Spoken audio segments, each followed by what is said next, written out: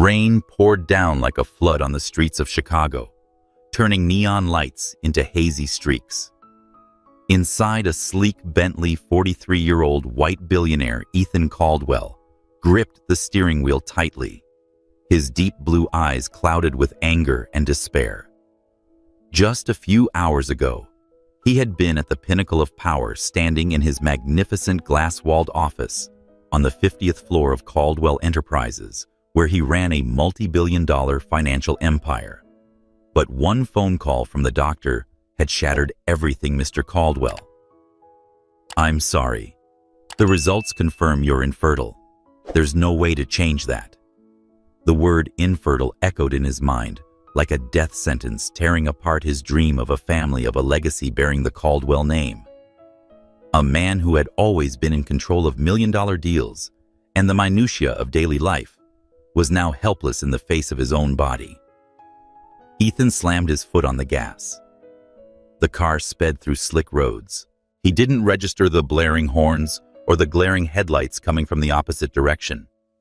His mind was lost in darkness, where memories of his father, a stern man who had always demanded he carry on the Caldwell legacy, resurfaced like a curse. "You must leave something that endures." "Ethan," his father once said, voice as cold as steel. But now, that enduring thing had slipped from his grasp. Rain pounded on the windshield, mixing with the thundering of his heart. He didn't see the turn ahead or hear the metal shriek against the guardrail as the car lost control. A deafening crash rang out, and Ethan's world faded to black. A few blocks away, Amara Johnson, a 35-year-old black woman, was driving her beat-up Honda through the rain. She had just finished a long day at Southside High, where she taught literature and mentored students facing poverty and violence. Amara was no stranger to hardship. She grew up in the projects of Englewood, lost her mother to cancer at 12, and her father disappeared soon after. But she had clawed her way up, earned a college scholarship, and became a teacher, carrying her mother's dream of creating a haven for kids in the neighborhood. She also ran a community center, offering tutoring and counseling for teens, steering them away from gang life. Tonight, she only wanted to get home and curl up on the couch with a book, but fate had other plans. As Amara crossed a bridge, she saw flames erupting from an overturned car. Without hesitation, she pulled over and jumped out her sneakers, slipping on the wet pavement. The cold wind cut into her skin, but she didn't care. She climbed over mangled metal and yanked the crumpled door with strength. Inside, a man was unconscious, blood trickling from a head wound. "Hey, wake up!" Amara shouted, dragging him from the driver's seat. The stench of gasoline filled her lungs, and her heartbeat raced. She heard the crackle of fire and felt its heat on her back as she pulled him away. Seconds later, the car exploded into a ball of flame. Amara clutched the stranger, panting, heart pounding from adrenaline.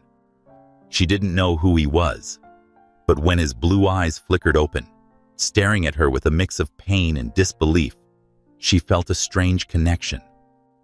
Sirens wailed, slicing through the storm. As EMTs loaded the man onto a stretcher, Amara stood there, drenched, watching. A firefighter asked for her name, but she shook her head. "It doesn't matter. He's alive. That's what matters." She got back in her car and drove off, not knowing her courageous act had just altered the course of one man's life and her own. At the hospital, Ethan awoke with a dull ache across his body.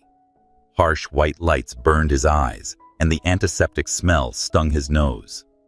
He heard a doctor speaking of minor injuries and lucky to be alive. But the first image in his mind wasn't the crash. It was the face of a black woman. Steady eyes, a reassuring voice. "You're okay. I've got you." He didn't know who she was, but the warmth of her hands pulling him from the wreck lingered. "Who was she?" Ethan rasped, voice hoarse. The nurse looked at him, puzzled. "We don't know. She left before anyone could ask." Ethan gripped the bedsheet, a new resolve forming. He wasn't the type to owe anyone, and this woman hadn't just saved his life. She had given him hope on the darkest day he'd ever known. He called Olivia his loyal assistant when he was moved to recovery.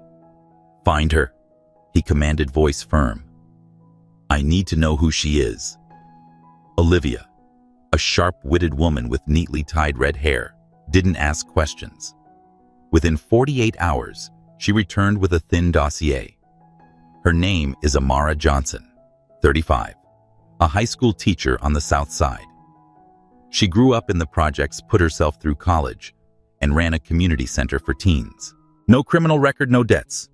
Just a regular person by all accounts. Olivia paused, eyeing Ethan. "Why do you care so much?" Ethan didn't answer immediately. He flipped through the file, stopping at a photo of Amara smiling at her community center surrounded by kids. There was something about her strength, compassion that he couldn't look away from. "She saved me," he said. "I need to thank her. Set up a meeting." But deep down, Ethan knew it wasn't just gratitude. His life, once measured by money and control, now felt hollow. He couldn't forget Amara's eyes as she saw through him, not as billionaire Ethan Caldwell, but as a man drowning in despair. Somewhere in that fateful rainstorm, an invisible thread had bound them. Meanwhile, in her small Southside apartment, Amara sat by the window watching the rain continue to fall. She didn't know who the man she rescued was, but the events of that night made her reflect on her own life. She was pregnant with twins, a secret she hadn't shared with anyone, the result of a short-lived relationship that had ended. The fear of becoming a single mother in a neighborhood riddled with danger weighed heavily on her. But when she thought about the man in the car, about the moment she held his hand, she felt a strange light. "I did the right thing," she whispered, touching her belly. "And I'll keep doing the right thing." She had no idea that across the city, Ethan Caldwell was planning to step into her life, bringing with him both the light and shadows of the world he came from. In the luxurious hospital room at Chicago Presbyterian, Ethan Caldwell lay on the bed, the dim light from the window casting shadows across his face, still bruised from the accident. The physical pain was nothing compared to the storm raging inside him. The word infertile still echoed, but now it intertwined with another image, the face of the woman who had pulled him out of the burning car. Her deep brown eyes and calming voice in the rain were like a small flame pushing back his darkness. He didn't know her name, but the warmth of her hand dragging him from death's grasp haunted him. "I have to find her," Ethan murmured, gripping his phone. Ethan's assistant, Olivia Bennett, entered the room in her usual professional air. Her red hair was tied up, and she held an iPad and a cup of coffee, the only thing keeping her awake after 48 hours of non-stop work. "Are you sure about this, Ethan?" she asked, her voice tinged with doubt. "You just survived a crash. The doctors said you need rest. Why go through the trouble of finding a stranger?" Ethan looked at her, his gaze resolute. "She's not a stranger. She saved my life, and I don't like owing anyone." Olivia shrugged, well aware of her boss's stubbornness. "All right, I'll dig deeper, but don't expect much." She vanished like a ghost. While Ethan remained confined to the hospital, Amara Johnson returned to her routine on the South Side. Her small apartment on the third floor of an aging building was where she found peace among walls lined with books and family photos. A faded picture sat on her table, her mother Grace smiling beside a younger version of herself, her daily source of strength. Grace had once dreamed of opening a free school for underprivileged children, but cancer had taken her too soon. Amara, only 12 when her mother died, had vowed to carry on her legacy. She worked tirelessly, from teaching to managing a community center where she led tutoring sessions and mentored teens to steer them away from violence and drugs. But tonight, Amara couldn't focus. She sat by the window, her hand resting on her stomach, feeling the slight movement of the twins she carried. The pregnancy had been a surprise, the result of a brief relationship with a man named Marcus, who disappeared the moment she told him. "I'm not ready to be a father," he'd said before walking out. Amara didn't blame him. She was used to facing hardship alone, but the fear of raising children alone in a troubled neighborhood kept her up. The image of the man in the crash flashed in her mind. Who was he? Why did his blue eyes, clouded by pain, make her feel an inexplicable connection? She shook her head, telling herself it was just adrenaline. "You've got enough on your plate." "Amara," she whispered, turning off the light. On the other side of the city, Olivia was working like a detective. She contacted the police, reviewed traffic camera footage, and even interviewed a firefighter. Slowly, a picture of Amara emerged. The next morning, Olivia returned to the hospital and laid a thin folder on the table beside Ethan. Amara Johnson, 35 years old, is a literature teacher at Englewood High School. She began her voice steady. Grew up in the projects. Lost her mother at 12. Father disappeared. She got herself into Northwestern on scholarship. Now runs a community center for at-risk youth. No criminal record, no debts. A decent person by all accounts. Olivia paused, handing Ethan a printed photo from the community center's Instagram. Amara stood among a group of students, beaming, her eyes filled with hope. Ethan held the photo, his heart beating a little faster. There was something about Amara, her strength, her compassion, that he couldn't look away from. "She didn't just save me," he said quietly. "She's different." Olivia raised an eyebrow. "Different how? You mean different from the women at the golf club?" Ethan didn't reply, but a faint smile touched his lips. He thought of the high society types. Fake smiles, handshakes for profit. Even in a few lines of description, Amara seemed to belong to another world, where kindness didn't come with a price. "There's one issue," Olivia continued, her tone cautious. "She lives in South Side, not exactly the safest neighborhood. If you want to meet her, I'd advise caution. And..." She hesitated. "There are rumors she's pregnant. No details, but it could complicate things." Ethan frowned, but not in judgment. He felt a deep curiosity, like Amara was a puzzle he needed to solve. "Set up a meeting," he ordered. "I want to thank her. In person." Olivia nodded. The concern lingered. Ethan Caldwell wasn't easily moved, but how he looked at Amara's photo troubled her. "You're sure, Ethan? She's not like the people you usually deal with?" Ethan met her gaze, eyes steady. "I don't care. Find her. I need to meet her." Meanwhile, Amara was leading a creative writing class at the community center. She encouraged the students to write about their dreams, but her mind was adrift. One student, Jamal, 15, noticed her distraction. "Ms. Amara, you okay? You look like you've seen a ghost." Amara smiled, waving him off. "I'm fine, Jamal. Just a little tired." But the truth was, she couldn't stop thinking about the accident. She wondered how the man was doing, if he'd survived. She had no idea Ethan Caldwell was preparing to enter her life across the city, bringing opportunities and challenges she could never have imagined. At the same time, a shadow lingered outside the community center, watching Amara through the window. It was Marcus, the father of the unborn twins. He had seen the news about the accident, and a thought struck him: if the man Amara saved were wealthy, there might be a chance to profit. He smiled, unaware that his decision would drag Amara and Ethan into a dangerous spiral. The warm yellow light from Mama's Kitchen, a small eatery in South Side Chicago, spilled onto the sidewalk, mingling with the scent of toasted bread and the cheerful laughter of regular patrons. Amara Johnson pushed open the door, her simple blue dress hugging her figure. her curly hair tied up, revealing a radiant yet slightly anxious face. She had received a strange message from someone claiming to be the assistant of the man she saved in the accident. After a week of internal struggle, Amara agreed to meet, though she wasn't sure what to expect. "It's just a thank you, Amara," she told herself, but her heart raced at the thought of the man's deep blue eyes from that night. Ethan Caldwell sat stiffly in the diner's corner, his expensive gray suit making him stand out among the rustic wooden tables.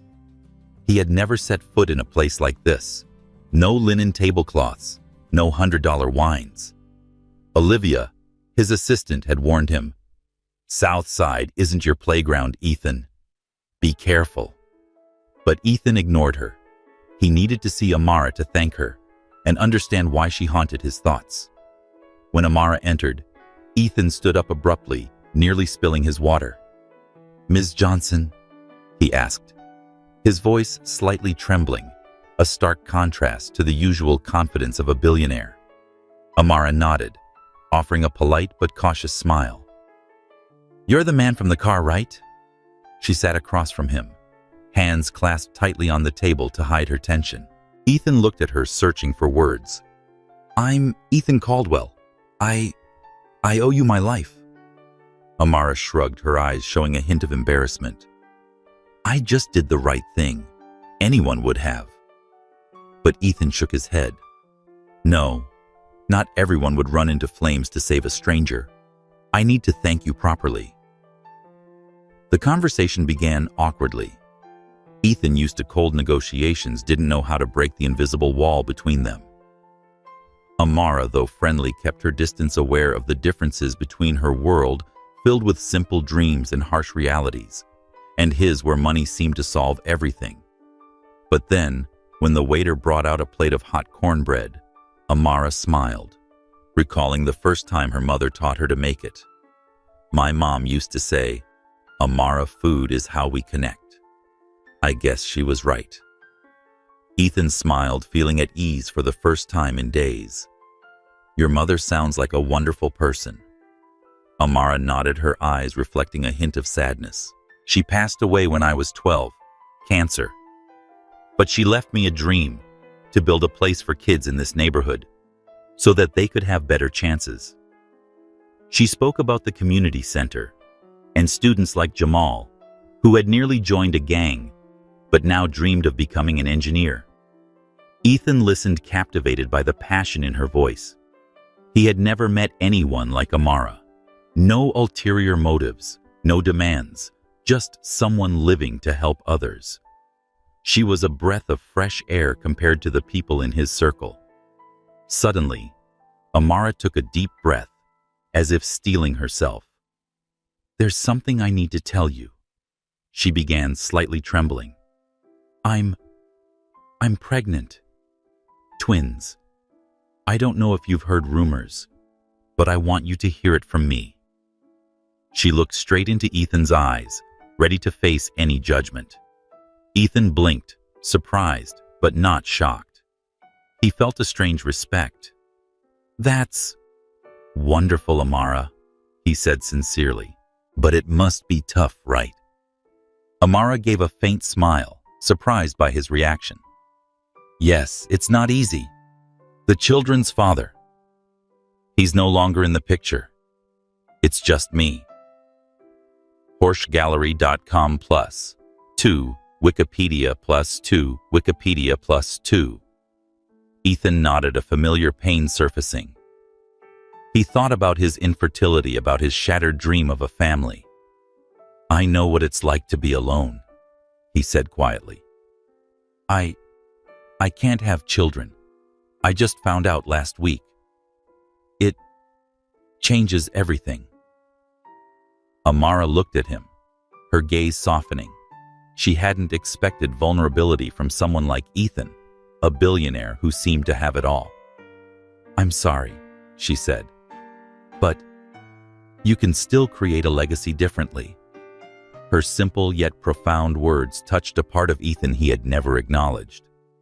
The atmosphere between them grew lighter. They shared more stories. Ethan spoke of the pressure from his late father, and Amara laughed, recalling times her students played pranks on her. For the first time, Ethan felt he didn't need to be Ethan Caldwell Billionaire. With Amara, he was just a man, and that made him want to know her more. But the moment was interrupted when a man entered the diner, his sharp eyes scanning the room. Marcus, the father of the unborn twins, stood at the counter pretending to order, but watching Amara. He had been following her since the accident, having heard about the rich man she saved. Marcus smirked, thinking about how to exploit the situation. Amara didn't see him, but she felt something was off, like a shadow had passed. Outside, a group of reporters began to gather, cameras flashing. Someone in the diner had recognized Ethan and posted online, "Billionaire Ethan Caldwell spotted in South Side with a mysterious woman." The rumor spread quickly, and as Ethan and Amara left the diner, the blinding flashes startled Amara. "What's going on?" she whispered, panicked. Ethan took her hand, his voice reassuring. "I'm sorry. This is my world, but I'll protect you." Amara pulled her hand back, her eyes filled with doubt. "I don't need protection, Ethan. I want a normal life." As they parted ways, Ethan felt a strong urge to thank Amara, be with her, and understand her. Though drawn to his sincerity, Amara couldn't shake off her worries. She knew this meeting could change everything, and not always for the better. In the shadows, Marcus watched his hand gripping his phone, ready to make his move. The morning sunlight streamed through the window of Amara Johnson's modest Southside apartment, illuminating the photo of her mother on the table. But Amara's mind was far from at peace. After meeting Ethan Caldwell at Mama's Kitchen the previous night, the images of paparazzi flashes and the social media headline, "Billionaire Ethan Caldwell's secret date in South Side," kept her tossing and turning. She wasn't accustomed to such attention, and she certainly didn't want her students or colleagues at the community center to see her as the mysterious woman in a billionaire's life. Placing her hand on her belly, she felt the twins move gently. "I just want my children to be safe," she whispered, but the fear of a world encroaching upon her life grew stronger. A few blocks away, Ethan sat in his office at Caldwell Enterprises, having just returned from his recovery. The computer screen before him was filled with articles about the evening at Mama's Kitchen. Some labeled Amara an opportunist, while others mocked him for lowering himself. Ethan clenched his fists, angered by how the media distorted the story. He didn't care about public opinion. He was used to it. But the thought of Amara being hurt was unbearable. "Olivia," he called his assistant over the phone, "find a way to suppress these articles. I don't want her name dragged into this mess." Before Olivia could respond, the office door swung open. Victoria Caldwell, Ethan's sister, entered with an authoritative demeanor, dressed in an expensive business suit. Her blonde hair was tightly pulled back, and her eyes were icy. Victoria had been the guardian of the Caldwell family's reputation since their father's passing. "Ethan, we need to talk," she said coldly. She tossed a folder of photos onto the desk, pictures of Ethan and Amara, leaving Mama's Kitchen clearly taken by a paparazzo. "What are you doing with her? A teacher from the South Side. Have you lost your mind?" Ethan looked at his sister, trying to control his anger. "Her name is Amara, and she saved my life. You have no right to judge." But Victoria was relentless. She sat down, arms crossed, her voice tinged with sarcasm. "Saved your life, or saw an opportunity? She's pregnant, Ethan. The rumors are everywhere. What does she want? Money. A ticket into high society. Do you think the Caldwell family will let someone like her tarnish our name?" Victoria's words cut deep, not only because they insult Amara, but also because they echo memories of their father, who always prioritized reputation above all. Meanwhile, At Englewood High School, Amara faced pressure from another direction. A parent. Mrs. Carter pulled her aside in the hallway after class. "Ms. Johnson, I heard about you and that billionaire," she said, her tone filled with suspicion. "I don't want my child taught by someone under media scrutiny. It affects the kids." Amara tried to remain calm, though her heart sank. "Mrs. Carter, I'm still the dedicated teacher I've always been. My personal life doesn't interfere with the classroom." But Mrs. Carter shook her head and left Amara feeling isolated. She began to question whether meeting Ethan had been a mistake. Back at Caldwell Enterprises, the argument between Ethan and Victoria intensified. "You don't understand," Ethan said, raising his voice. "Amara isn't a gold digger. She's more genuine than anyone in our fake world." Victoria sneered. "Genuine? Then let me see how genuine she is." Before Ethan could react, Victoria left phone already in hand. Ethan felt bad, but didn't anticipate how far his sister would go. That afternoon, Amara was organizing materials at the community center when the doorbell rang. A well-dressed woman stood before her. "Ms. Johnson." "I'm Victoria Caldwell," the woman said coldly. Amara frowned her guard up. "What do you want?" Victoria smiled, but her eyes were devoid of warmth. "I want to talk about my brother and your future." She pulled a check from her purse and slid it across the table. $1 million. Enough for you to start over, raise your children, or pursue any dream you have. Just stay away from Ethan. Amara looked at the check, then met Victoria's gaze. Her heart pounded not because of the money, but because of the insult. She had grown up in poverty and had been looked down upon because of her skin color and her neighborhood, but never had she felt so humiliated. "Who do you think I am?" Amara said, her voice trembling with anger. "I don't need your money. I live with dignity, something you clearly don't understand." She pushed the check back and stood up. "Tell Ethan I want nothing to do with this world anymore." Victoria smirked, unfazed. "You'll regret this, Ms. Johnson. Our world doesn't welcome people like you." As Victoria left, Amara sat down, her hands shaking. She thought about Ethan, the sincerity in his eyes the moment he opened up about his infertility. But now she wondered if she could ever be part of his world, where she was seen as a threat.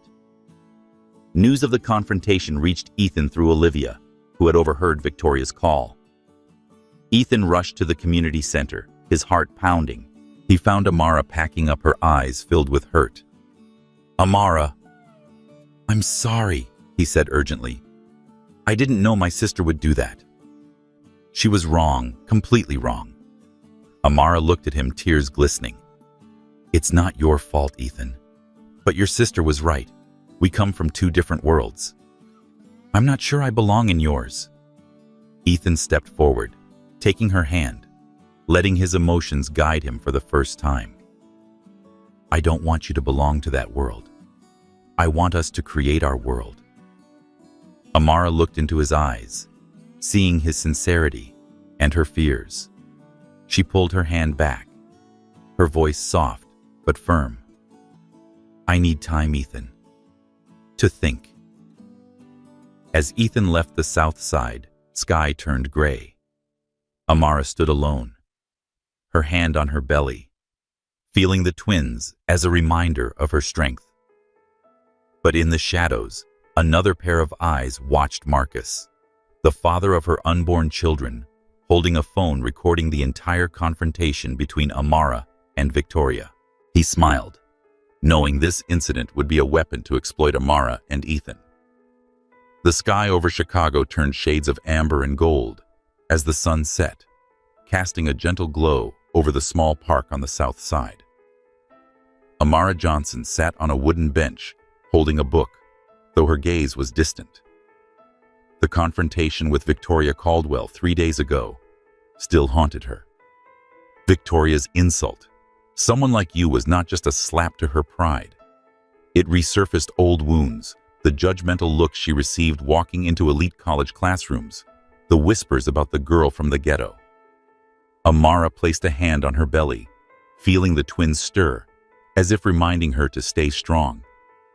But she couldn't help wondering if she could truly let Ethan Caldwell, with all the complexity of his world, into her life. A few blocks away, Ethan drove his black SUV through the narrow streets of South Side, his heart set on a purpose. After Amara asked for time, he respected her wish, but he couldn't stop thinking about her radiant smile, and her voice's passion when she spoke about her students. He knew he had exposed her to the harsh line of public scrutiny and his family, and wanted to make it right. In the trunk of his car, he carried a small gift, a box of prenatal nutrition supplies and a parenting guide, not flashy, but enough to show he cared. "Take it slow, Ethan," he told himself, though his heart beat faster at the thought of seeing her again. At the park, Amara looked up startled to see Ethan approaching, dressed more casually this time, in a blue shirt and jeans, a stark contrast to his stiff gray suit from before. "Ethan," she asked, a note of surprise in her voice. "What are you doing here?" Ethan smiled and sat beside her, keeping just enough distance to make her comfortable. I wanted to apologize. Again. And I brought this." He handed her the gift box, his voice unsure. "Not to pressure you. I want to help if you'll let me." Amara looked at the box, then into Ethan's eyes. Something about him, his sincerity, his awkwardness, rare in a man of power, softened her. "Thank you," she said, opening the box, a faint smile crossing her face when she saw the guidebook. "You did your research, Caldwell." Ethan chuckled, relieved. "I had to Google it. I'm no expert in these things." At that moment, amid birdsong and the sounds of children playing, they found a rare ease. Their conversation flowed more naturally. Amara spoke of her childhood reading with her mother under dim light, dreaming of a better future. "My mom always said, 'Amara, you don't have to be rich, but you must live purposefully.' I try to do that every day." Ethan listened, captivated by her resilience. He shared the pressure he endured from his father and the years spent building Caldwell Enterprises to prove himself only to feel empty. "Then I found out I couldn't have children," he said, voice low. "It felt like losing my reason to live. Until I met you." Amara looked at him, her gaze softening. She wasn't used to vulnerability from a man like Ethan. "I'm scared too, Ethan," she admitted, opening up for the first time. "Being a single mom here isn't easy. I'm afraid I won't be enough for my kids to grow up in a world of judgment." Ethan nodded, gripping the edge of the bench. "You don't have to do it alone, Amara. If you want, I'll be here." Amara smiled, though her eyes held caution. "It's easy to say that, but your world, it doesn't welcome people like me." Their moment was interrupted as Jamal, one of Amara's students, ran up, his face lit with excitement. "Miss Amara, did you see me throw that ball? It was awesome." Amara laughed, ruffling his hair. "Nice job, Jamal. Let's keep practicing tomorrow." Jamal looked curiously at Ethan. "Who's he?" "Your boyfriend." Amara blushed and shook her head. "Just a friend, Jamal. Go play." Ethan laughed, charmed by the boy's innocence. "Kid's got spirit," he said as Jamal ran off. Amara nodded, eyes warm. He almost dropped out once. Now he wants to be an engineer. Kids like Jamal are why I don't give up. Ethan felt a deep sense of respect. He stood and pointed to the basketball court. "Teach me to throw a ball. I bet you're better than me." Amara raised a brow and burst out laughing.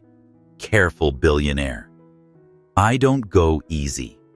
They played, their laughter echoing, and for the first time, Amara didn't see Ethan as a stranger from an elite world. He was someone she could trust. But the joy didn't last. As they left the park, a black car parked nearby lowered its window. Inside, sat Marcus, the unborn twins' father, watching from a distance, his eyes cold. He had gathered enough dirt from Amara's clash with Victoria, but now he saw an even bigger opportunity.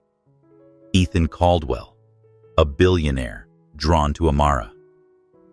Marcus smirked and dialed an old friend in the tabloid industry. "I've got a juicy one," he said, "about a billionaire and a pregnant schoolteacher. Want the exclusive?" At the same time, at the community center, an older woman, Ms. Lena, who had once worked with Amara's mother, pulled her aside after class. "Amara, I saw you in the papers," she said, voice full of concern.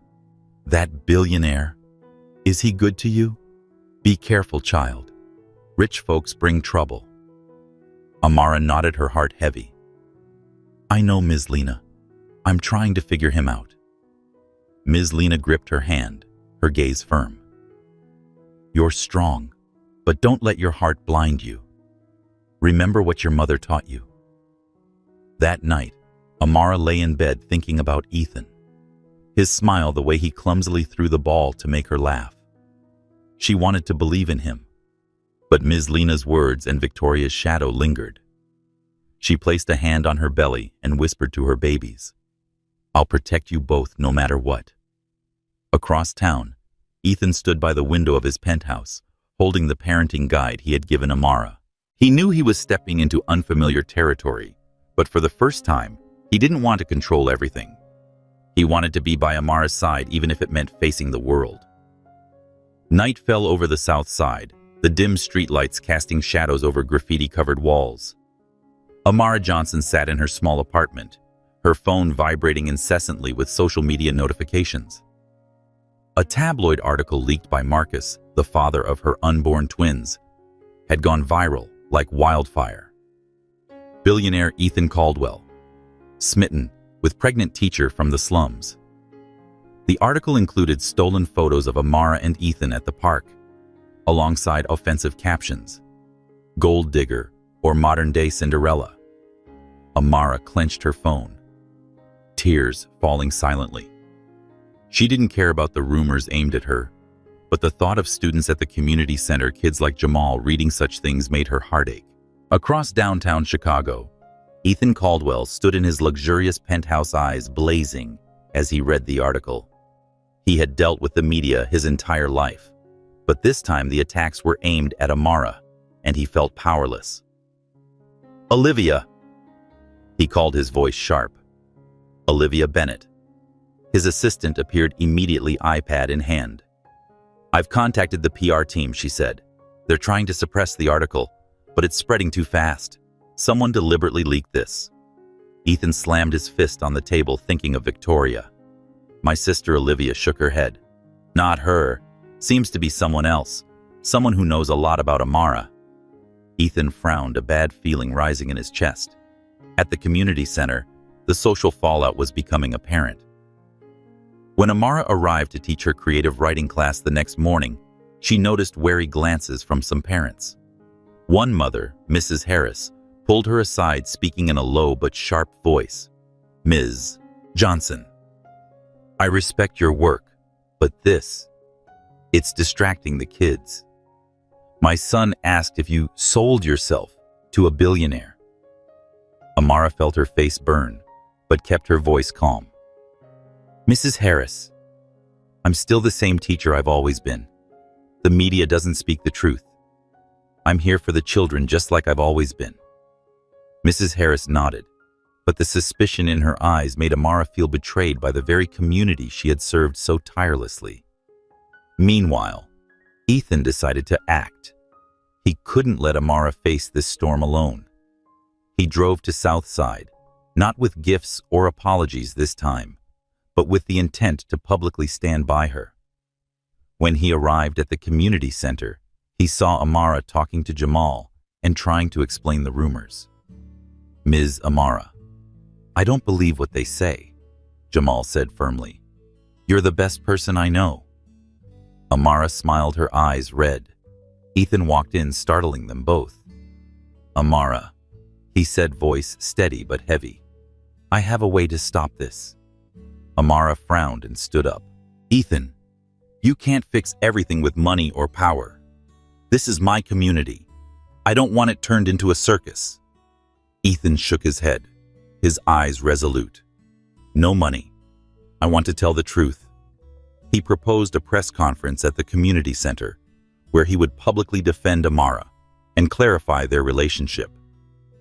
Amara hesitated, knowing this would pull her deeper into Ethan's world, but she was also tired of being misunderstood. "All right," she said softly, "but I'll speak. This is my story." The press conference took place that afternoon in the small courtyard of the community center. Cameras and microphones were set up, drawing both journalists and curious onlookers. Ethan stood beside Amara, but let her lead. Amara, dressed in a simple white blouse, stepped up to the podium, eyes steady, though her heart pounded. "I'm Amara Johnson," she began, voice clear. "I'm a teacher. I run this center, and I'm the one who pulled a man from a burning car. I'm not a gold digger. I'm not Cinderella. I'm a woman trying to live by her values, and I will not let anyone define me with lies." The crowd was silent. Then a few clapped Jamal and Mrs. Lena, who once worked with her mother. Ethan stepped forward, speaking briefly. "Amara is the most honorable woman I know. I'm here to support her, not to control her." His words were simple, but they stunned Amara. She looked at him, feeling a warmth amid the chaos. But not everyone was convinced. A reporter raised a hand, voice sharp. "Ms. Johnson, you're pregnant. Is it true you're using your relationship with Mr. Caldwell to secure your children's future?" Amara froze, but before responding, a voice rang out from the crowd. "She doesn't need anyone to do that." It was Mrs. Lena, her eyes ablaze. "I've known Amara since she was a child. She's overcome everything alone and raised those children better than anyone." The crowd murmured, and Amara smiled, tears glistening in her eyes. Mrs. Lena's support was like a gust of wind clearing her fear. After the press conference, Ethan and Amara sat in the small office of the community center. The only sound was the hum of the ceiling fan. "Thank you," Amara said softly, "but I'm still worried. These rumors, they could hurt the kids here." Ethan nodded, his fingers interlaced. "I know, but I promise I'll do everything I can to protect you and this center." Amara looked at him, and for the first time, he didn't feel like a distant billionaire, but someone who truly cared. Outside, Marcus stood just meters away, peering through the window. He had hoped the press conference would break Amara, but her resilience and Ethan's protection only fueled his rage. He texted his tabloid contact, "Dig deeper. Find anything on Caldwell. I want them to pay." He had no idea this move would drag Amara and Ethan into a far more dangerous spiral. That night, Amara returned to her apartment feeling lighter, but still anxious. She opened the parenting journal Ethan had gifted her and read a handwritten line he had inscribed, "You're stronger than you think, Amara." She smiled, but her thoughts drifted to her mother, who once said, "You'll find people who'll fight beside you, Amara." Could Ethan be one of them? In his penthouse, Ethan looked out at the city, thinking of Amara. Her courage, her dignity. He knew he was falling into something far more profound than gratitude, and he was ready to face any storm to be by her side. Drizzle fell over the streets of Chicago, casting a misty veil over the south side. Amara Johnson stepped out of the community center, clutching her coat tightly over her growing belly. At 32 weeks, the twins inside her were becoming more active, but today a sudden sharp pain made her stop in her tracks. She took a deep breath, telling herself it was just Braxton Hicks, but when the pain came again, sharper, more urgent, Amara began to panic. "No, not yet," she whispered, her hand trembling as she reached for her phone. She called Mrs. Lena, the only person she trusted at that moment. "Mrs. Lena, I think something's wrong. A few blocks away, Ethan Caldwell was in a board meeting at Caldwell Enterprises discussing a multi-million-dollar acquisition deal. But his mind was elsewhere on Amara. Her smile during the press conference, her courage in the face of the crowd. He had promised to protect her, yet the helplessness he felt in the wake of the media storm still haunted him. When his phone buzzed, he nearly ignored it, but the name Amara on the screen tightened his chest. He excused himself from the room, stepped into the hallway and answered. A hurried female voice came through Mr. Caldwell. I'm a nurse at Chicago Presbyterian. Ms. Johnson has just been brought in. She's gone into early labor. The world blurred around Ethan. Early? She's not due yet. He nearly shouted, his voice trembling. The nurse tried to reassure him. We're doing everything we can. She asked for you. Ethan didn't wait. He ran to the garage, jumped in his car, and sped through the busy streets, his heart pounding. He remembered what Amara had once told him. I'm scared I won't be enough for my kids. The thought of losing her, or the babies, made his hands tighten around the wheel, tears welling in his eyes. At the hospital, Amara lay in bed, her face contorted in pain. The contractions came quickly, each one tearing through her. She gripped Mrs. Lena's hand, who had arrived immediately, her eyes filled with concern. I'm scared, Mrs. Lena, Amara whispered weakly. What if the babies aren't okay? Mrs. Lena squeezed her hand firmly. Just like your mama. The babies will be fine, and so will you. But Amara couldn't shake the fear. Memories of her mother, who died of illness when Amara was a child, rose like a warning. When Ethan burst into the emergency room, he saw Amara pale, but her eyes lit up when they met him. Ethan, she gasped, reaching for his hand. I'm here, he said, voice hoarse, sitting beside her. You're not alone, Amara, I promise. Her hand clenched his tightly like an anchor in a storm. A doctor entered, voice grave. Ms. Johnson, the babies are coming early, and we need to perform an emergency C-section. We're taking you into surgery now. Amara nodded, tears streaming down her face. Take care of my babies, she whispered to Ethan before being wheeled away. Ethan stood frozen, watching her disappear through the operating room doors. Mrs. Lena placed a hand on his shoulder, her gaze sharp but gentle. You love her, don't you? She asked. Ethan blinked, startled by the question. He had never thought of the word love, but the pain in his chest at the thought of losing Amara answered for him. I'd do anything for her and the babies, he said. Mrs. Lena nodded. Then prove it. She needs you now more than ever. Time crawled in the waiting room. Ethan paced restlessly, every tick of the clock like a hammer blow. He thought of Amara, her bravery facing the media, her devotion to her students. He thought of the babies and lives he hadn't yet met, but already felt bonded to.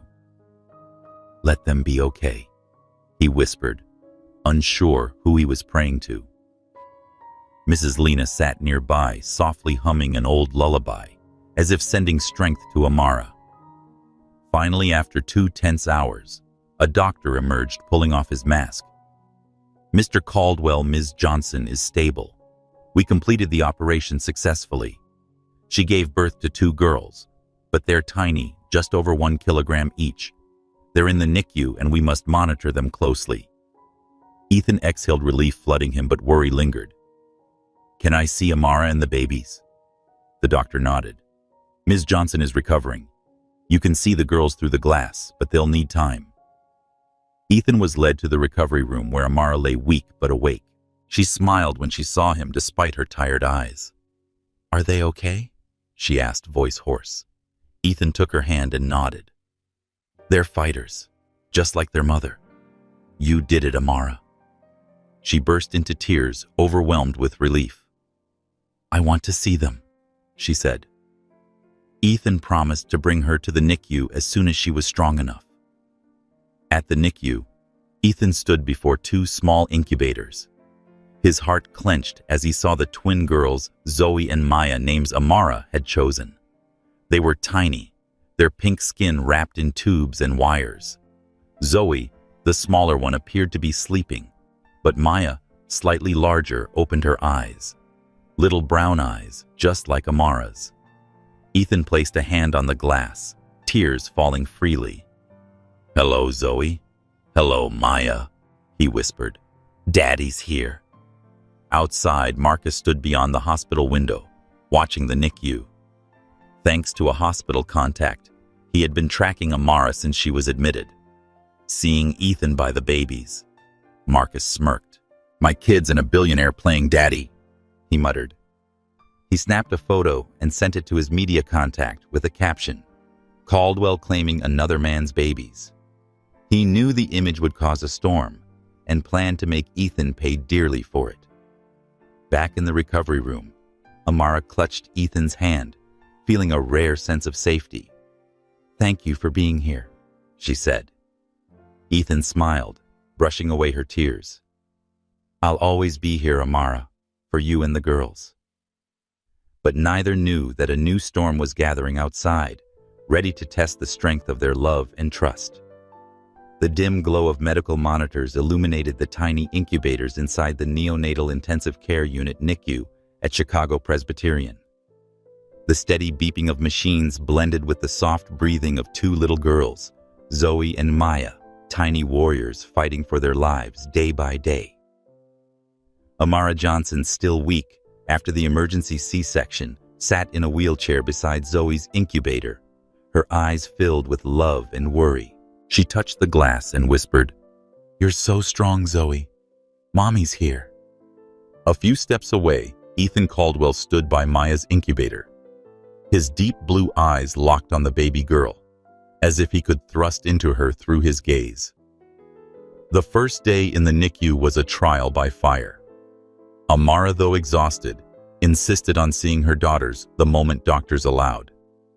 She thought of her mother, Grace, who used to sing lullabies to her through nights of illness, and now she wanted her daughters to grow strong, just like her. "What did your mother teach you?" Amara Mislina, who had once worked with Grace, had asked.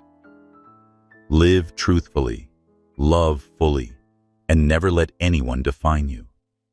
Those words echoed in Amara's mind as she gazed at Zoe and Maya, who were so tiny that she feared touching them might hurt them. Ethan, though not their biological father, never left the NICU. He learned to read monitor readings and noted every minor change, Maya's heart rate and Zoe's oxygen levels. "I'm not going anywhere," he told Amara firmly. "Not until the girls are okay." Amara looked at him, gratitude mixing with something unfamiliar. Ethan, who once ran a financial empire from a glass tower, now wore a simple t-shirt, his hair tousled, reading children's books aloud to Maya in a clumsy voice. "She seems to like Little Bear the most," he said, pointing at the book he'd bought from the hospital gift shop. Amara smiled for the first time in days. "Are you sure? Maybe she likes your voice?" Ethan chuckled, the warmth in his eyes making her feel safe.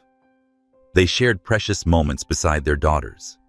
Amara told Ethan about her mother's dream, opening a free school for underprivileged children in the South Side. "I want the girls to grow up knowing they can be anything," she said, trembling. "Just like my mom taught me." Ethan nodded, thinking about his father, a man who measured worth in wealth. "I used to think legacy meant building an empire," he admitted. "But now, looking at Zoe and Maya, I know true legacy is love." Amara took his hand, not pulling away this time. "We'll give them that, Ethan. Together." Ms. Lena came to visit, bringing hand-knitted blankets for the babies. "They look just like you did when you were born," she said, eyes glistening.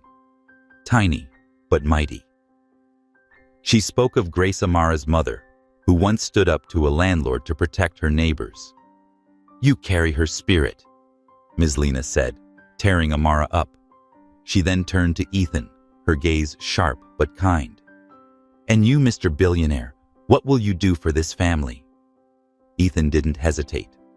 "Everything I have, Ms. Lena. I'll protect them." But peace was fleeting. Outside the hospital, Marcus, the biological father of Zoe and Maya, continued scheming. The photo he had sent to the press, Ethan by the incubators with the caption, "Caldwell claims another man's children," had gone viral. A tabloid ran a piece, "Billionaire gives up legacy for inner-city teachers' twins." The rumor mill exploded with cruel comments about Amara. She trapped him with those kids. Ethan, furious, tried to shield Amara from the story so she could focus on the girls. But Ms. Lena, who kept up with the news, found out and told Amara. "Don't let them break you," she warned. Amara nodded, but her heart was heavy. She didn't want her daughters to grow up in the shadow of prejudice. Inside the NICU, Ethan and Amara celebrated every small milestone. The day Zoe opened her eyes, Amara cried, hugging Ethan. She looked at me. Ethan. The day Maya wrapped her fingers around his. Ethan felt his heart melt. "She's strong," he whispered, voice choked. A nurse named Grace, sharing the name of Amara's mother, became their confidant. "They can feel your love," she said with a smile.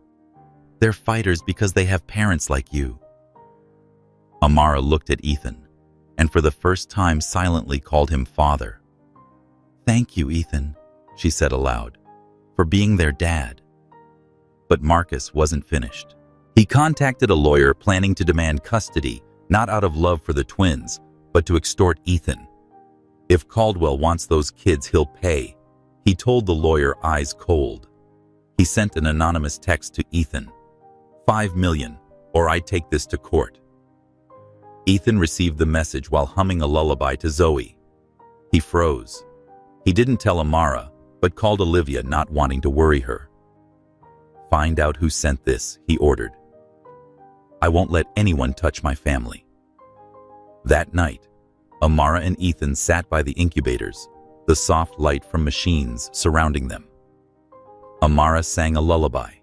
Her mother once sang, her voice gentle, "Sleep, my love, beneath the moonlight." Ethan listened, feeling a peace he'd never known. He looked at Zoe and Maya, then at Amara, and silently vowed, "I'll protect you all, no matter the cost." Amara, as if sensing his thoughts, gripped his hand tighter. "We're a family, Ethan," she said. "Nothing can break that." But outside, Marcus stood near the hospital window, watching the NICU. He knew time was running out. If Ethan didn't pay, he'd unleash everything from Amara's past to lies he planned to fabricate. He smiled, thinking of the payday ahead.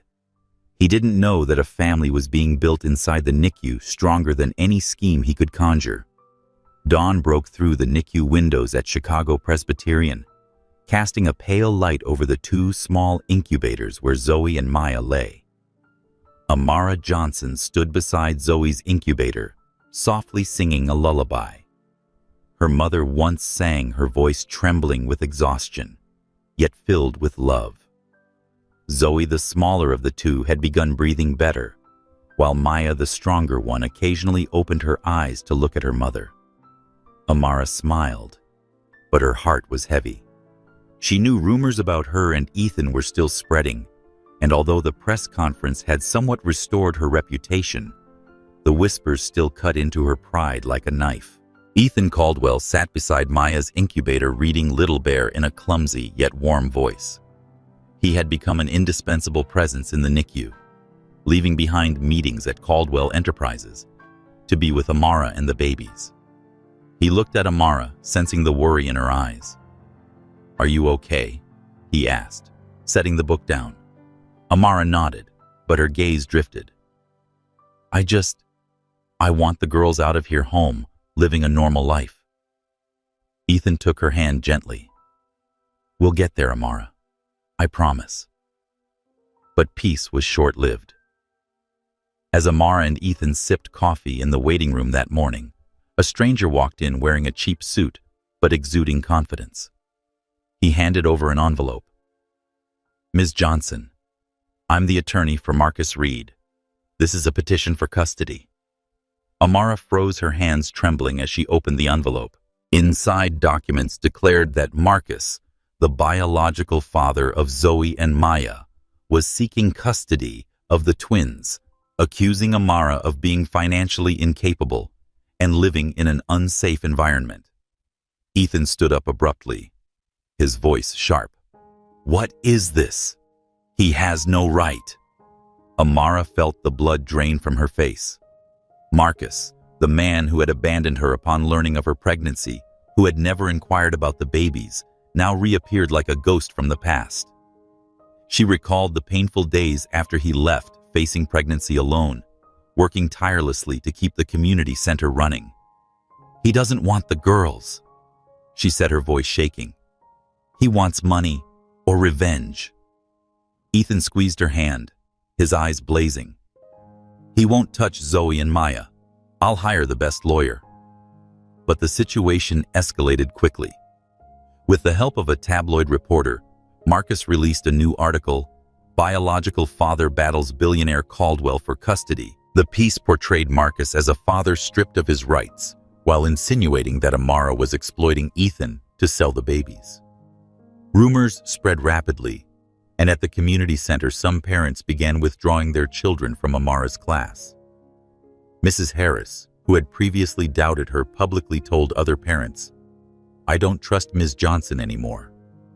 Who knows what she's doing with those kids?" Amara, hearing this from Jamal, felt her heart shatter. "I'm not selling my children," she screamed in her office, tears streaming down her face. Jamal hugged her tightly, his voice firm. "I know you're not, Ms. Amara. Don't let them win." Meanwhile, Ethan acted swiftly.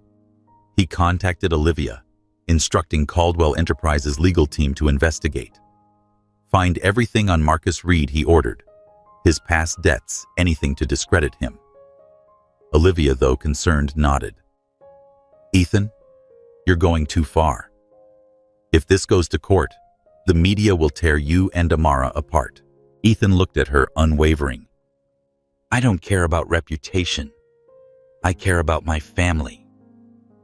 For the first time, Olivia realized he had changed from a cold CEO to a man willing to sacrifice everything.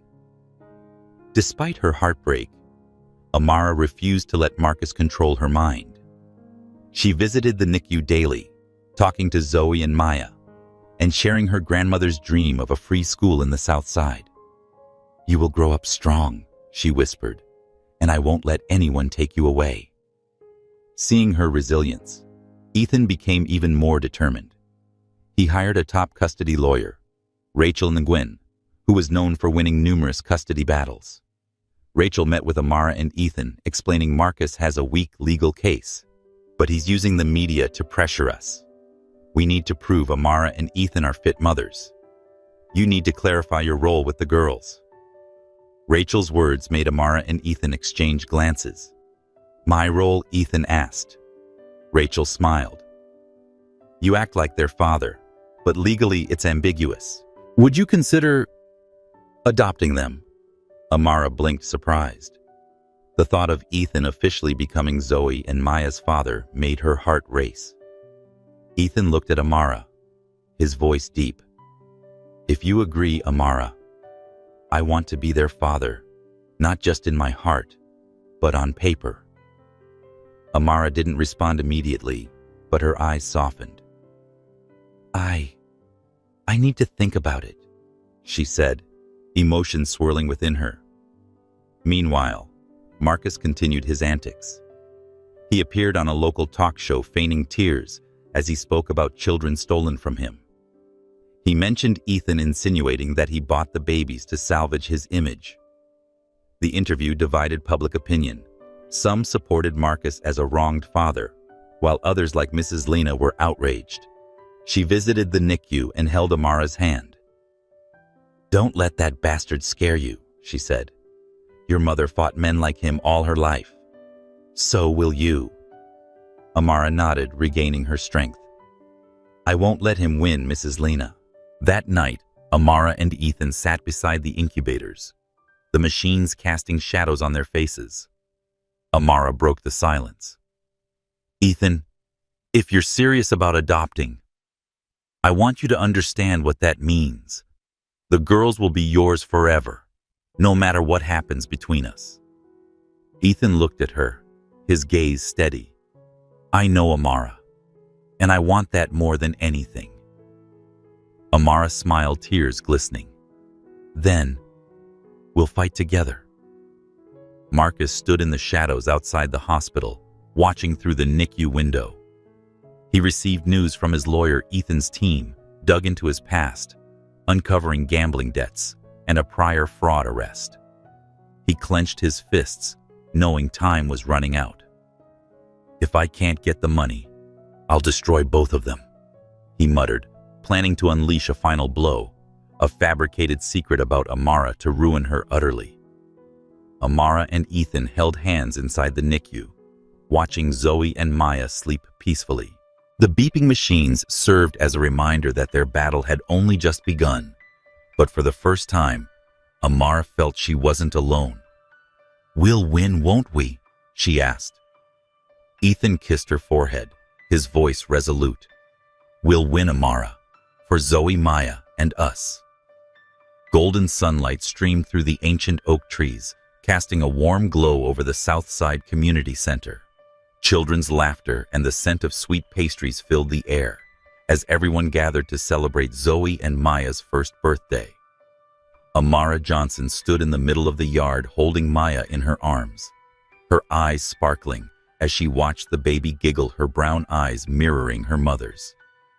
Zoe, held by Mrs. Lena, waved her tiny hands toward the bright balloons.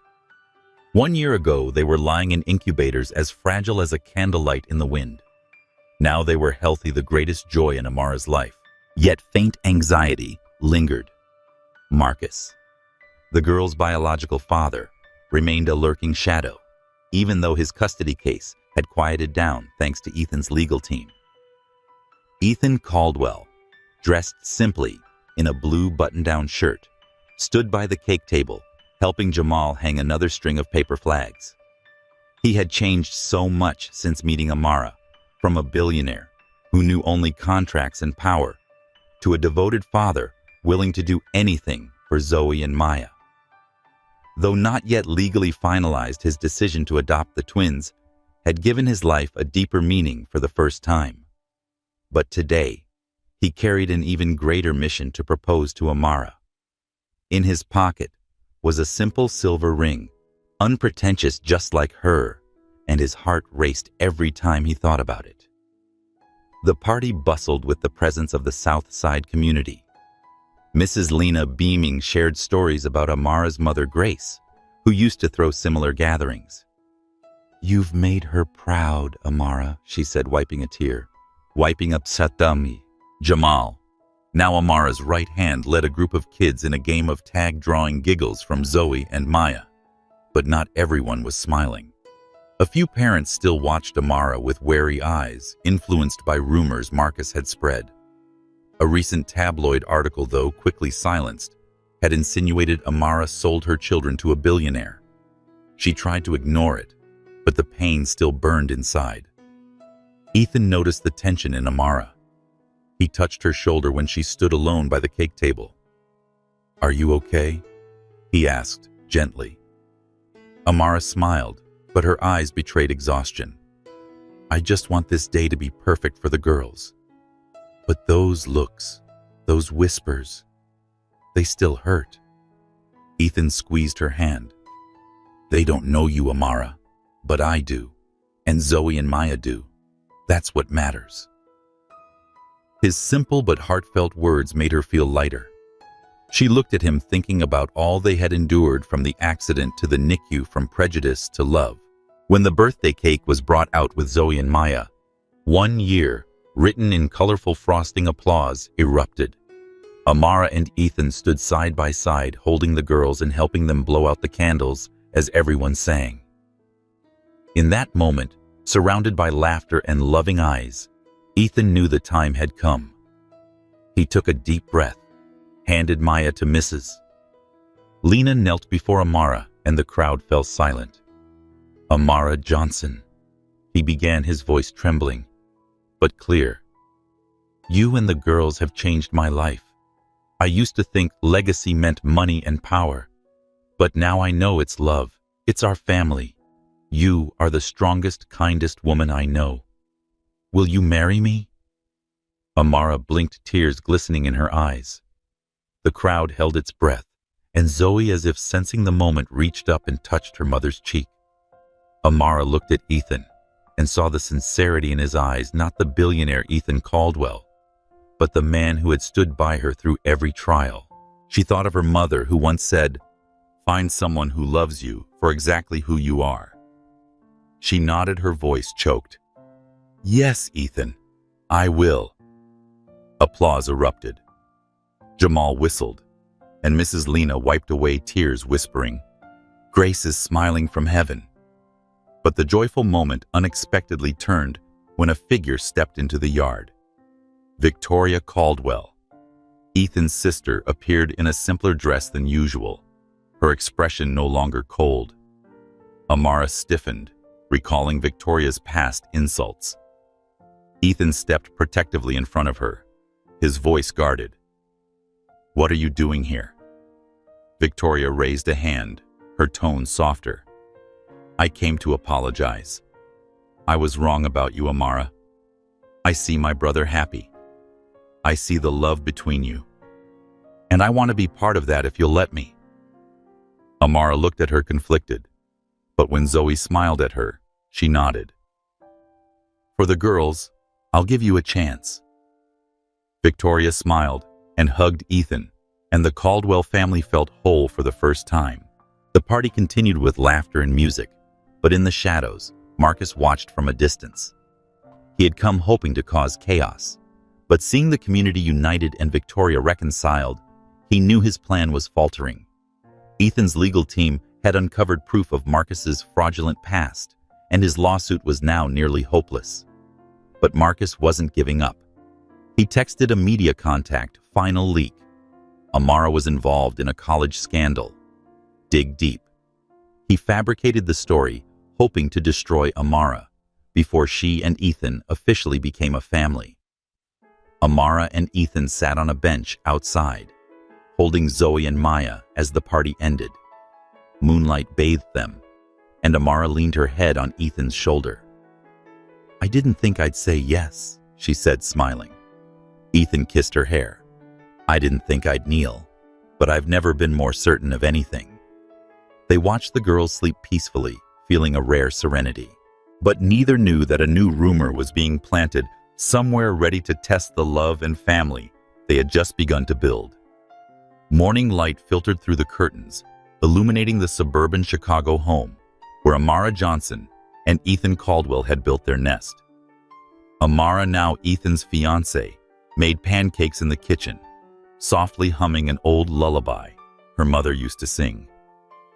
Zoe and Maya, now 18 months old, sat in their high chairs giggling as Ethan tried to make silly faces, flour smeared all over his dress shirt. "You're a kitchen disaster, Caldwell," Amara teased, handing him a towel. Ethan laughed heartily and kissed her cheek. "But I'm your lovable disaster, right?" Maya clapped, as if in agreement, making them both laugh. These moments, simple, messy, filled with love, were exactly what Amara had once dreamed of giving her children. A year had passed since Zoe and Maya's first birthday, and life had changed profoundly for Amara and Ethan.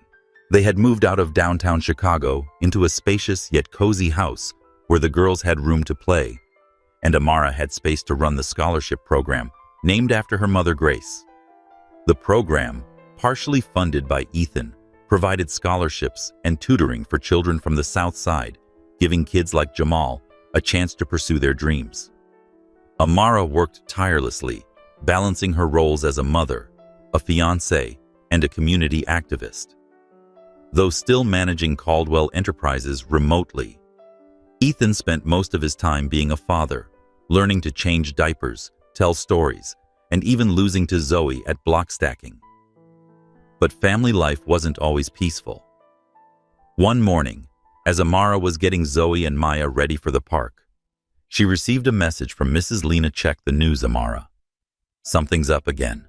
She opened her phone, her heart sinking at the headline from a tabloid. Amara Johnson, the billionaire's teacher, and her college scandal secret. The article leaked by Marcus falsely claimed that Amara had been expelled from college for dishonest conduct based on forged documents. Though completely unfounded, the rumor spread quickly, and some parents at the community center began raising concerns. "I don't want my child being taught by someone with a shady past," one mother said over the phone, causing Amara to tremble angrily. Hearing the call, Ethan embraced her from behind. "Don't let them hurt you," he said firmly. "We know the truth." Amara turned around, her eyes glistening. "But they don't, Ethan. And these lies, they could damage the program. They could hurt the girls." Ethan tightened his grip. "I've already asked Olivia to investigate. We'll find out who's behind this. I'm betting it's Marcus." Amara nodded, remembering Marcus, who had once tried to blackmail them and now seemed determined to destroy her happiness. "He won't stop," she said quietly. "Not until we stop him." Life went on, filled with both joy and challenges. One afternoon, Ethan tried to make stew for dinner, but ended up burning the pot, and the family had to order pizza instead. Amara laughed until she cried, holding Zoe in her arms. "You need to learn to cook before the wedding." "Caldwell," she teased. Ethan shrugged, holding Maya. "As long as you marry me, I'll keep learning forever." At that moment, between laughter and the smell of something burnt, Amara felt truly happy. But both parents cried when the girls called Daddy for the first time in their sweet, babbling voices. "They chose you, Ethan," Amara whispered, choked with emotion. Ethan kissed her forehead. "And I choose them. Forever." Mrs. Lena came to visit, bringing a gift, 2 little handmade dolls for Zoe and Maya. "They look like you when you were little," she said, looking at Amara. "But you've got a family your mother would be proud of." She told stories about Grace, who had stood up to injustice even in poverty. "You carry her spirit," Mrs. Lena said, making Amara smile. Then she turned to Ethan, her gaze sharp. "Have you kept your promise to protect them?" Billionaire Ethan nodded. "Every single day, Mrs. Lena." But Marcus hadn't given up. After failing in court, he turned to dirtier tactics. He contacted a popular blogger, supplying forged documents about Amara's so-called scandal, hoping to destroy her scholarship program. He knew Ethan was in the process of legally adopting Zoe and Maya, and he aimed to disrupt everything before the paperwork was finalized. One night he sent an anonymous message to Amara: "Leave Caldwell, or the world will know your truth." Reading it while Ethan rocked the girls to sleep, Amara felt a chill. She didn't tell him, not wanting to ruin their fragile happiness, but she decided to confront Marcus one last time. She contacted Rachel Nguyen, Ethan's lawyer, asking her to find evidence that could permanently neutralize Marcus. With Olivia's help, Rachel discovered that Marcus was connected to a new fraud ring and prepared to bring the information to the police. "He won't have another chance to hurt you," Rachel said. Amara nodded, though anxiety still gripped her. She thought of Zoe and Maya, her mother's dream, and Ethan, the man who had become her anchor. "I just want the girls to be safe," she said, trembling. That night, Amara and Ethan lay on the sofa, Zoe and Maya sleeping soundly in their arms. Amara shared her plans to expand the scholarship program, dreaming of a free school as her mother once hoped. Ethan listened, pride shining in his eyes. "You're going to make it happen, Amara, and I'll be here whatever you need." Amara rested her head on his shoulder, feeling a rare peace. "I used to be afraid of your world," she said. "But now, all I want is our world." Ethan kissed her and whispered, "That's the only world I want too." But outside in the darkness, Marcus stood watching through their window. He knew the police were closing in, but he still had one final move, a televised interview, where he would expose Amara. He smiled, unaware that the strength of Ethan and Amara's family had already grown far beyond his web of lies. Brilliant May sunlight poured over the Southside Community Center, where hundreds gathered to witness the launch of the Grace Johnson Scholarship Program. Colorful banners fluttered with the words, "Dreams for the Future," while children ran and laughed, and the scent of freshly baked cookies drifted from the community kitchen. Amara Johnson stood on a small stage, holding Zoe in her arms, her eyes sparkling with pride. Maya, perched on Ethan Caldwell's shoulders, waved her tiny hands toward the crowd, making everyone laugh. A year ago, Amara couldn't have imagined this day, a happy family, a scholarship program named after her mother, and a united community. But now, here she stood stronger than ever. In a simple blue shirt, Ethan stood beside Amara, eyes never leaving her. He had once measured success by wealth and power, but looking at Zoe, Maya, and Amara's radiant smile, he knew his true legacy was love. The scholarship program, funded by Caldwell Enterprises and driven by Amara's dedication, had already awarded its first scholarship to Jamal, an engineering student at Northwestern University. "Ms. Amara changed my life," Jamal told the crowd. His voice choked with emotion, prompting Amara to wipe away tears. But the road to this day hadn't been easy. Just 2 weeks earlier, Marcus, the biological father of Zoe and Maya, had made one final move. A televised interview falsely accusing Amara of scholarship fraud during college. He fabricated details backed by forged documents, hoping to destroy the scholarship program and Amara's happiness. The interview caused a stir, making some donors hesitate, leading a few parents at the community center to look at Amara with renewed suspicion. "I don't know if I can trust her anymore," one mother whispered, tightening a knot in Amara's heart. Ethan, upon hearing the news, acted immediately. He summoned his legal team, led by Rachel Nguyen and Olivia, his assistant, who dug deep into Marcus's past. They uncovered his involvement in fraud and an ongoing investigation into money laundering. Rachel contacted the authorities, and just days before the launch, Marcus was arrested in a seedy motel, ending his schemes. The interview was taken down, and a reputable newspaper published a retraction praising Amara as a hero of the South Side. Public support shifted in her favor, and a photo of Amara and Ethan carrying Zoe and Maya in the park went viral, becoming a symbol of love, triumphing over division.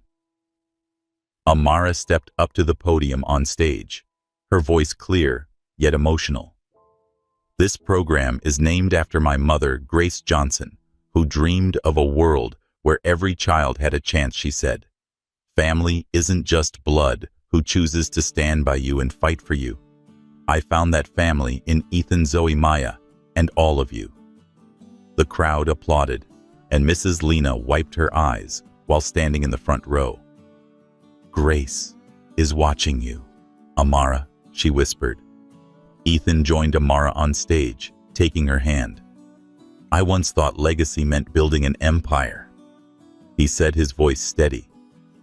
"But Amara, Zoe, and Maya taught me that legacy is love. It's dreams like this program. Thank you, Amara, for giving me a family." He leaned down and kissed her before the crowd erupted in cheers. Zoe and Maya, sensing the joy, giggled and clapped, lighting up the stage. Victoria Caldwell, now a cherished part of the family, stood among the crowd holding Jamal, whom she had proudly adopted as a godson. Since her apology at Zoe and Maya's birthday, she had transformed, supporting the scholarship program and becoming a loving aunt to the girls. "I was wrong, but I learned," she told Mrs. Lena, who nodded approvingly. Her presence and the community's support proved the power of forgiveness and unity. But the most touching moment came when Jamal stepped up to receive the inaugural scholarship.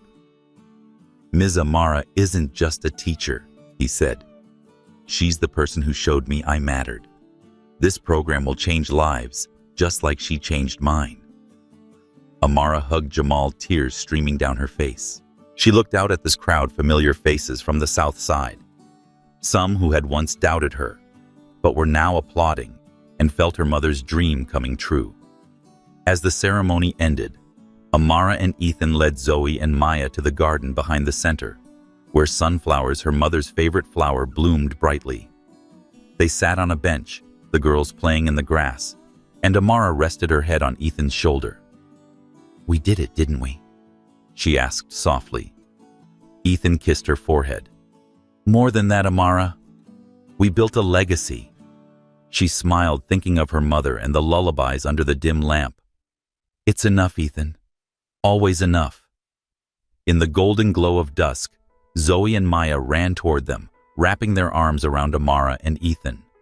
Their laughter rang out, mingling with bird song, a hymn of love and hope. Marcus, now behind bars, was no longer a threat. The rumors had faded, and the South Side community stood behind Amara, stronger than ever. Amara looked at Ethan, her eyes gleaming. "This is our family," she said. Ethan nodded, holding her and the girls tightly. "And this is our legacy." The story closes with their family in the garden, bathed in the soft hues of sunset. A legacy, not of wealth or power, but of shared love, resilience, and dreams. Amara and Ethan, once from different worlds, had built one of their own, a world where Zoe and Maya would grow up knowing that love could overcome anything,